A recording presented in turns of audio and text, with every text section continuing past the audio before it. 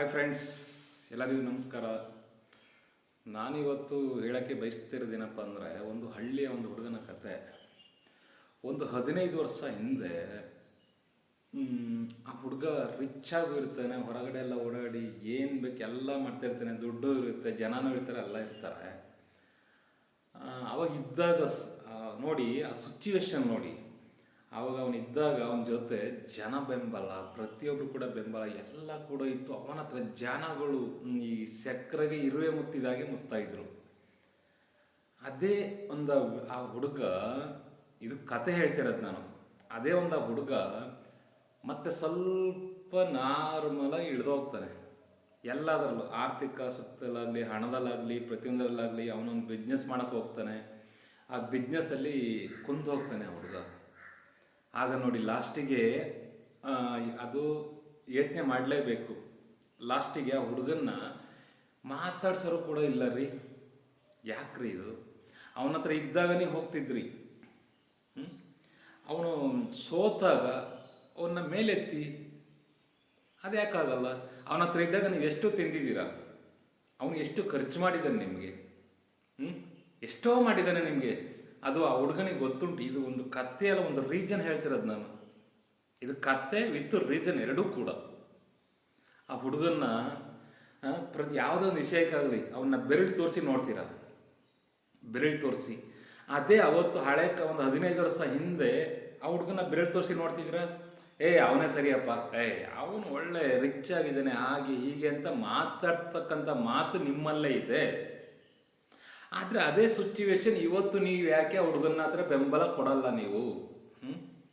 ಅವನ ಹತ್ರ ದುಡ್ಡಿದ್ರೆ ಮಾತ್ರ ಅವನು ಒಳ್ಳೆ ವ್ಯಕ್ತಿ, ಅವನ ಕೈಯಲ್ಲಿ ಏನೂ ಇಲ್ಲ ಅಂತ ಹೇಳಿದ್ರೆ ಅವನು ಕೆಟ್ಟ ವ್ಯಕ್ತಿ, ಅವನು ಬೇಡ.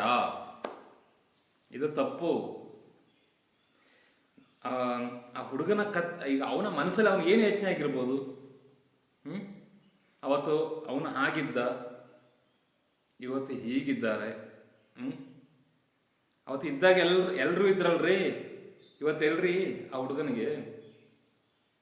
ಯಾರಿಲ್ಲ ಈಗ ಅವನಿಗೆ.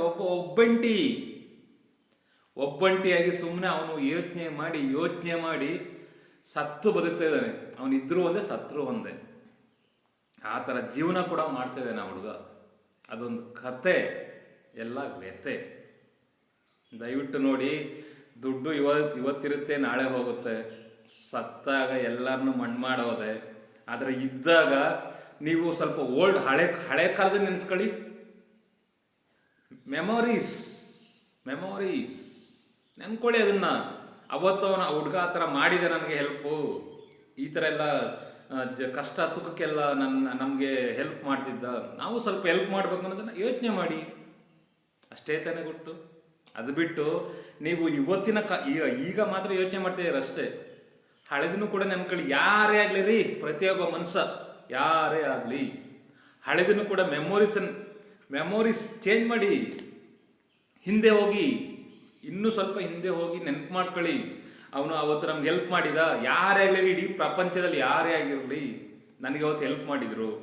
ಅವ್ರಿಗೂ ಸ್ವಲ್ಪ ಇವತ್ತು ಕಷ್ಟದಲ್ಲಿದ್ದಾರೆ ಅಂತ ಅವ್ರಿಗೆ ನೀವು ಹೆಲ್ಪ್ ಮಾಡೋದೇನು ಬೇಡ, ಅವನಿಗೆ ದ್ರೋಹ ಬಗೆಬೇಡಿ.